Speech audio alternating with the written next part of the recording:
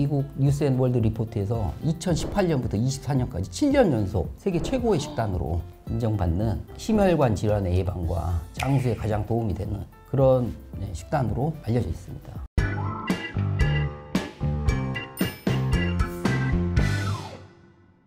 안녕하세요. 하이닥 건강전문 아나운서 오다인입니다. 고혈압과 고지혈증 환자들은 평소 생활 습관이 중요하다는 것 잘 알고 계실 텐데요.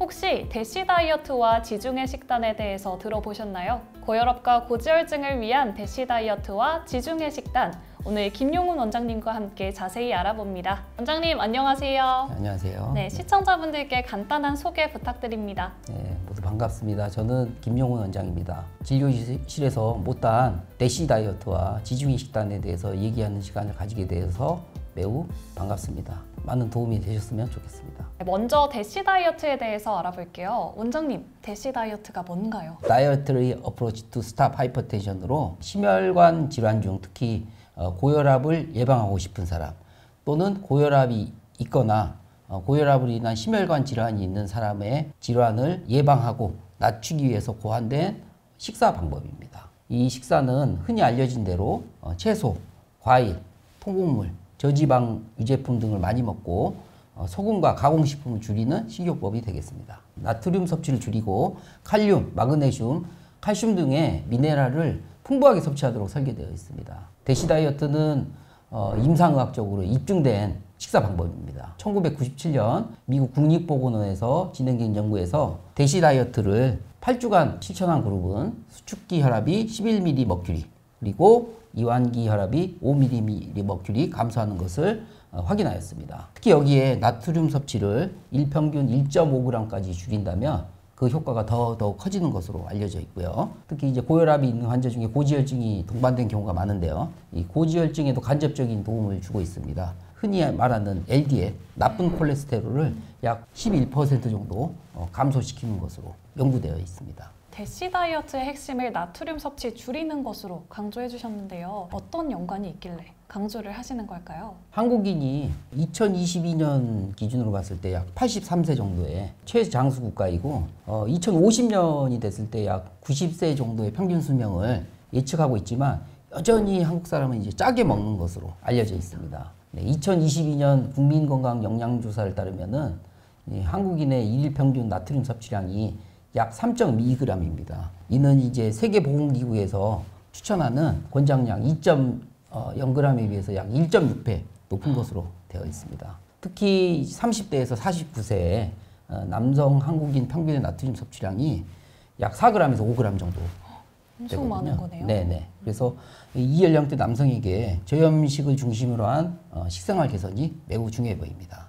원장님, 대시 다이어트를 하려면 어떤 식재료를 챙겨야 할까요? 네네. 많이 알고 계시겠지만은 대시 다이어트는 다음과 같은 식재료를 강조합니다. 채소, 전곡류, 저지방, 견과류 이런 것들을 추천하고요. 채소는 시금치나 브로콜리, 당근 같은 걸 추천하고 있습니다. 과일은 이제 바나나, 오렌지, 사과 이런 것들을 되게 칼륨이 많고 이런 것들을 추천하고 있고요. 이제 전곡류라고 하죠. 홀그레인, 정제되지 않은 홀그레인을 이제 추천하는데 현미, 오트밀, 통밀빵 등을 추천하고요. 세 가지 굉장히 중요한데 채소 같은 경우는 이제 서양에서는 주로 이제 케일을 많이 추천을 하고 있습니다. 네. 이제 우리나라는 이제 케일이 이렇게 이제 잎으로 돼 있죠. 네. 이제 서양에서는 이게 싹으로 돼 있는 케일을 좀 먹게 되는데 이제 케일에 올리브를 발라가지고 이제 이렇게 굽는다던가 튀긴다던가 맛있을 것 같은데요. 본 적이 아마 있으실 것 같고 그냥 이건 여담이지만 서양 사람들은 이렇게 케일 싹에다가 올리브를 바르고 이제 전자레인지 같은데 이렇게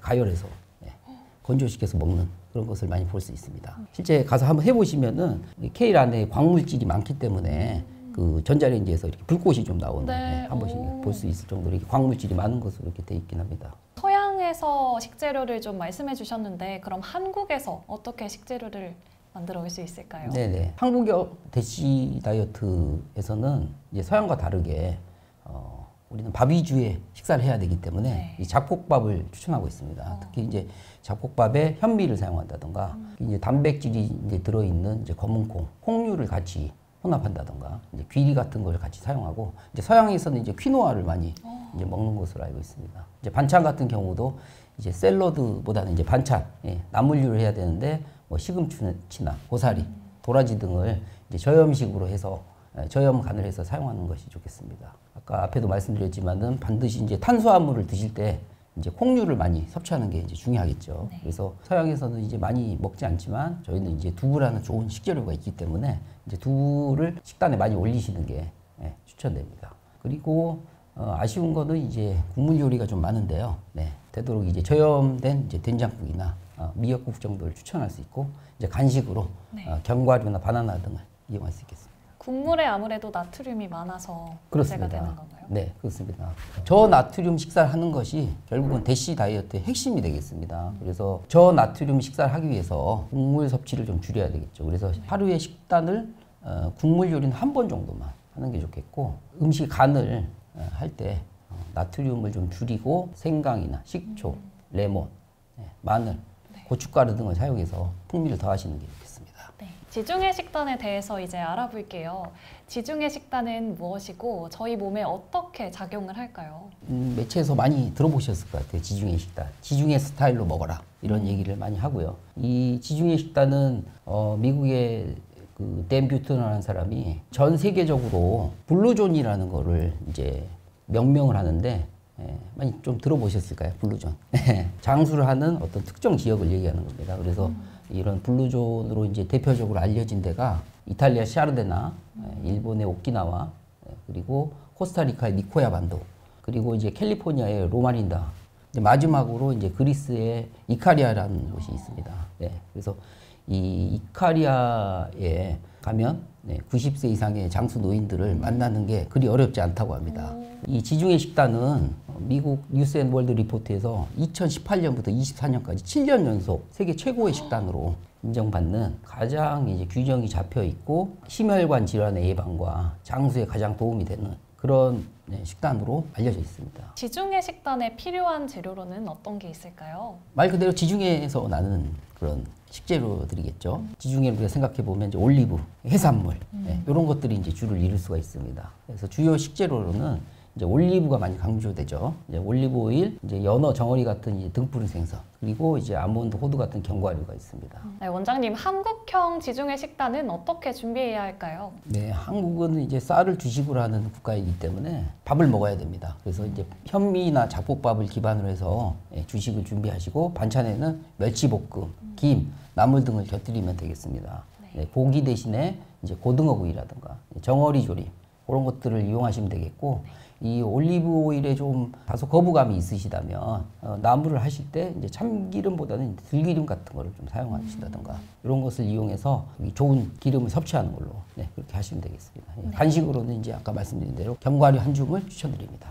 네, 원장님, 지중해 식단에 주의해야 할 점이 있을까요? 네, 지중해 식단은 칼로리가 높은 견과류나 기름을 사용하기 때문에 오히려 체중이 증가될 수 있습니다. 하루에 견과류는 한 20-30g 정도로 제한을 해야 됩니다. 그리고 올리브 오일 같은 경우는 티스푼으로 3개 정도, 그 정도를 드시는 것을 추천드리고요. 다만 초기에는 체중이 늘 수 있지만 최소 3개월 이상 지중해 식단을 유지했을 때는 오히려 체중 감소에 효과가 있는 것으로 알려져 있습니다. 그래서 지중해 식단을 시작하시면 3개월 이상 포기하지 않으시고 지속적으로 유지하시는 것이 좋겠습니다. 원장님, 그럼 지금까지 저희가 대시 다이어트랑 지중해 식단 두 가지를 알아봤잖아요. 어떤 게 더 좋을까요? 고혈압을 목표로 하시는 환자의 경우에는 대시 다이어트를 추천드리고요. 저희가 이제 심혈관이나 장수가 목표라고 하시면 지중해 식단을 하는 것이 좋을 것 같습니다. 이제 환자분들은 그 체형이나 여러 가지 기저 질환이 굉장히 다양하지 않습니까? 그래서 대부분의 환자들에게는 대시 다이어트와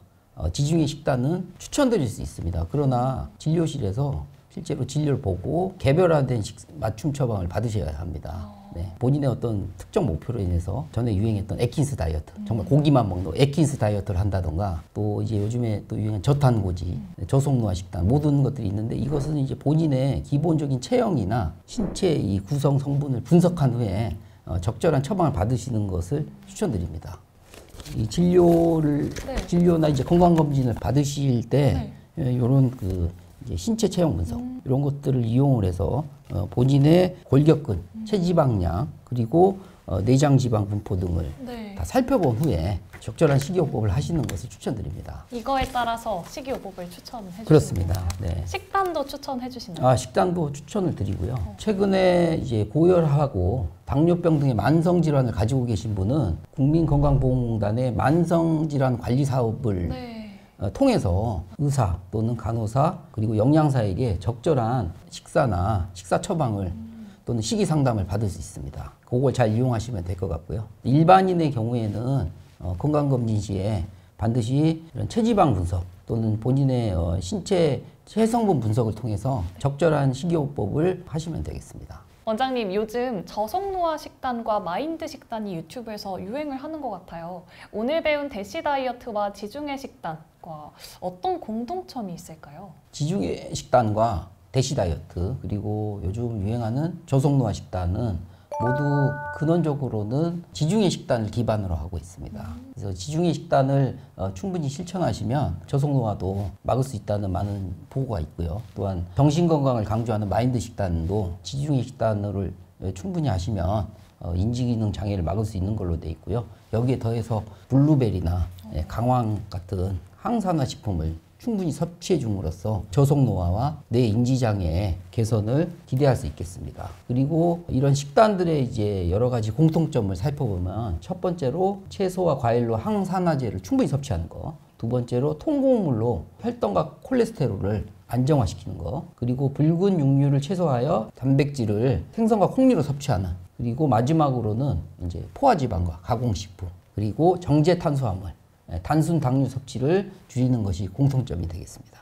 네, 원장님 오늘 말씀 너무 감사합니다. 네, 시청자 여러분들도 대시 다이어트와 지중해 식단으로 건강 잘 챙기시면 좋을 것 같습니다. 네, 저희는 다음 시간에도 건강한 소식으로 찾아뵙겠습니다. 지금까지 김용훈 원장님과 아나운서 오다인이었습니다. 감사합니다.